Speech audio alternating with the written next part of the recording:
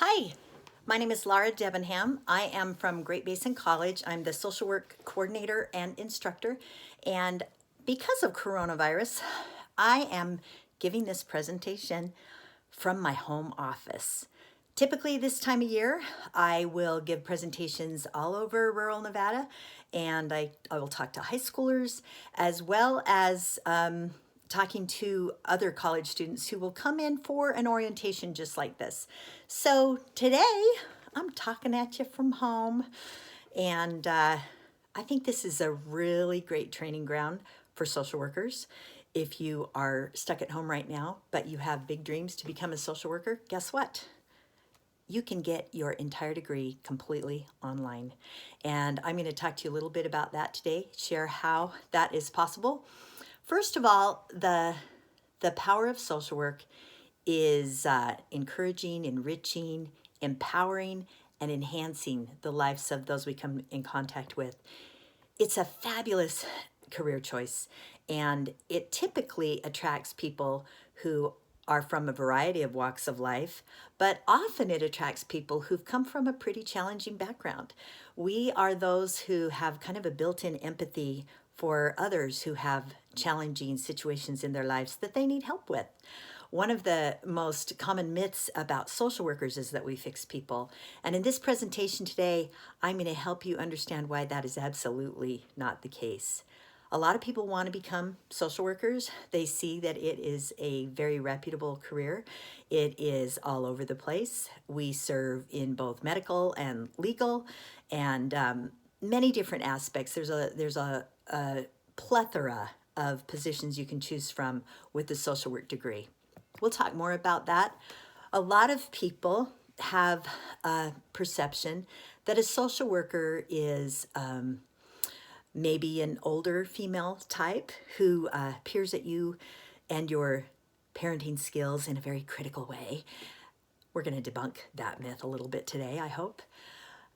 There's also the stereotypical social worker who wears flowing clothes and plays the guitar and sings Kumbaya around the fireplace. And I have to admit, I kind of like that one because I have been known to play my guitar as a social worker and wear flowing clothes. Yeah, it's kind of the hippie in me. But this is also a stereotype because not everybody who goes into social work is like that. There's a wonderful TED Talk out there in which we are taught by a very wise social worker whose name is Anne that social workers are superheroes. Actually, she starts out by saying that, but the end message of her presentation is that guess what? The only reason social workers are thought of as superheroes is because our superpower is helping other people discover what theirs is. We don't fix people. We help them discover their own superpowers. So if you think of a social worker, and I know some of you have very likely had a social worker in your life who's made a difference for you, and maybe that's inspired you to want to look more into the profession yourself. And maybe you think of that individual as a superhero, but we don't think of ourselves as superheroes.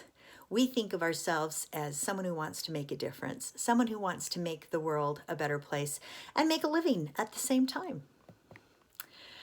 We are educated professionals from accredited university programs that are research-based. And Great Basin College has a wonderful 3+1 program. What that means is the first 3 years, our students do their degree work out of community college. They pay community college prices for a university degree, and that's very important.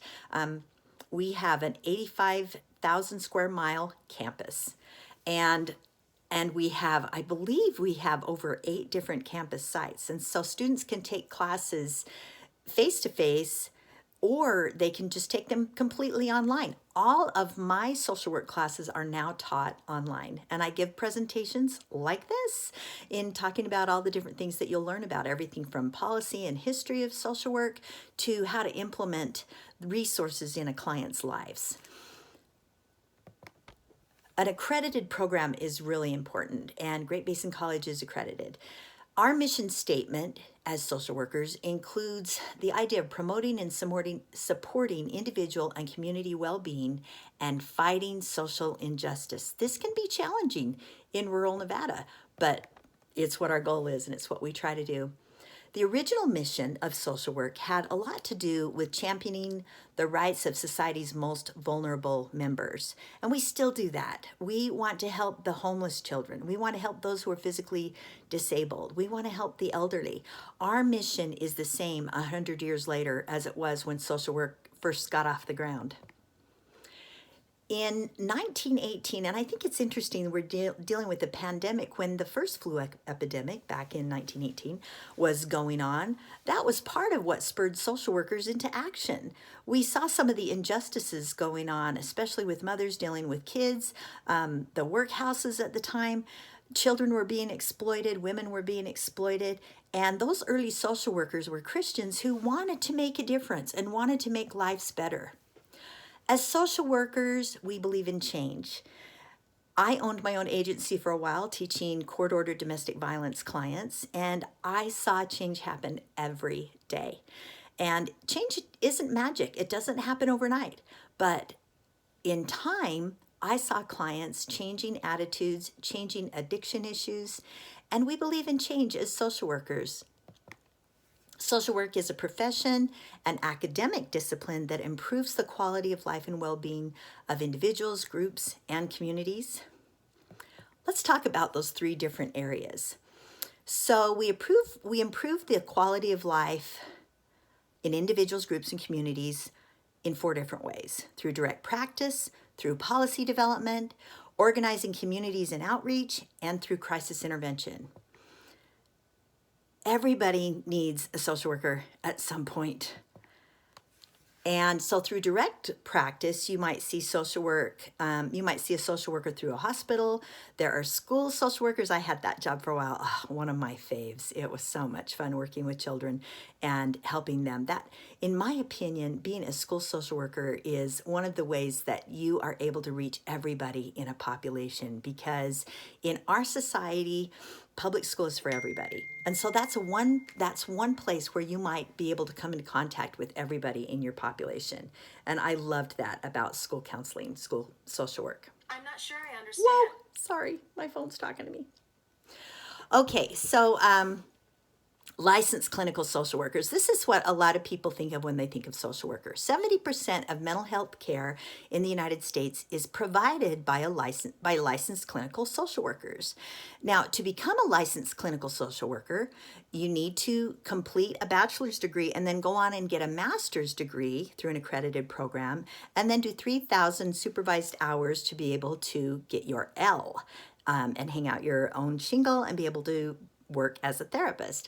So the beautiful thing about the GBC program is that, as I told you, the first 3 years you do through GBC, that last year you do through ENR. That program is completely online, with the exception of right now. This could change by the time a lot of you get there, but right now our students go over to University of Nevada Reno campus 4 times a year. They go for 4 different weekends so that they can have some hands-on training. They have use of the medical school facilities to practice one-on-one and group therapy, and are able to glean from some of the great minds over there at that campus. And so when you graduate with a B or better in all of your social work classes, you are able to get into the master's program at UNR, which is completely online, and it's an accelerated program. So you can finish your master's degree in 1 year. Isn't that fabulous? So my daughter did it this way. It took me 18 years from start to finish to get just my undergraduate degree, and then another 5 years to get my master's degree. So when I have students that say, "But I'm old, but it'll take me so long," yeah, you're speaking to the choir, girl.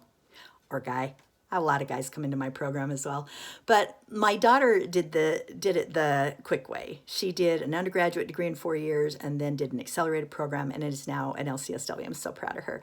But that is the fabulous thing about this program. It is very doable for a lot of people out there. Some of the other places we do direct practice is through geriatric social work, and we also do a lot of managing, organizing, and advocating. I worked as a family advocate at one point in my career. That was really fun too. Through organizing communities and outreach, a lot of what we do is coalition building. We do needs assessments all the time. We plan and administer programs. We raise funds, we write grants, and we change laws. I'm really interested to see what my students who are social work students right now, what they are going to do with changes as a result of the coronavirus. I'm really interested to see how things go with that.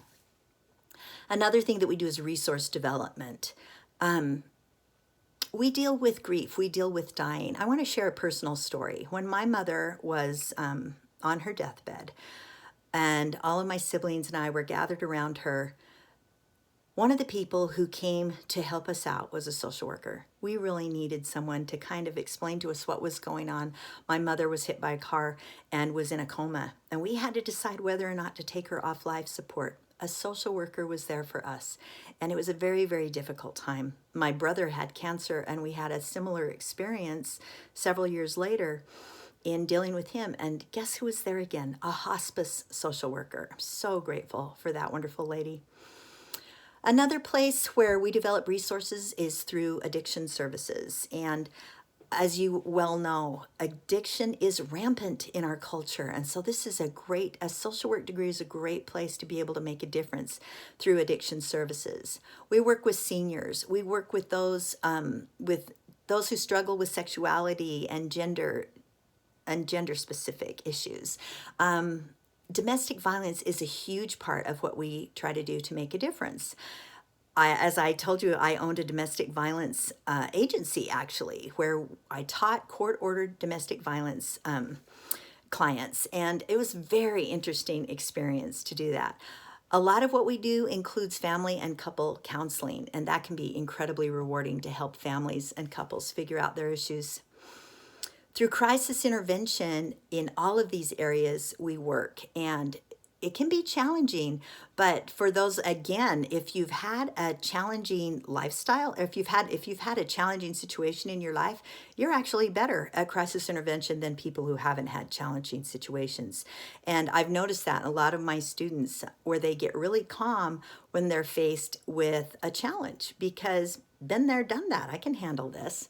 And so over 600,000 social workers are working right now in the United States.